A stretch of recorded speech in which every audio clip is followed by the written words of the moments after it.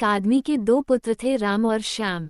दोनों थे तो सगे भाई, पर एक दूसरे के बिल्कुल विपरीत। जहाँ राम बहुत कंजूस था, वहीं श्याम को फिजूल खर्ची की आदत थी।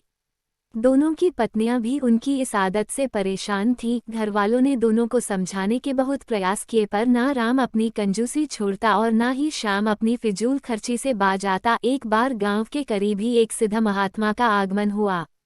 वृद्ध पिता ने सोचा क्यों न उन्हीं से इस समस्या का समाधान पूछा जाए, और अगले ही दिन वे महात्मा जी के पास पहुंचे। महात्मा जी ने ध्यानपूर्वक उनकी बातें सुनी और अगले दिन दोनों पुत्रों को लेकर आने को कहा।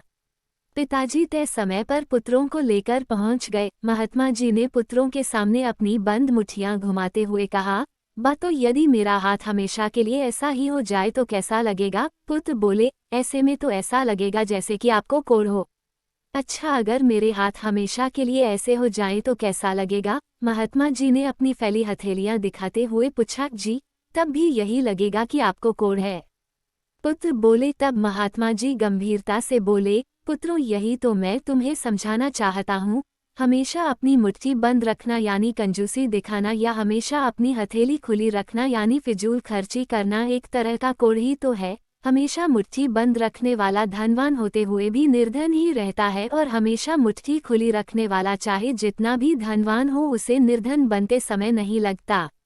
सही व्यवहार है कि कभी मुट्ठी बंद रहे तो कभी खुली, तभी जीवन का संतुलन बना रहता है। पुत्र महात्मा जी की बात समझ चुके थे। अब उन्होंने मन ही मन सोच समझ कर ही खर्च करने का निश्चय किया।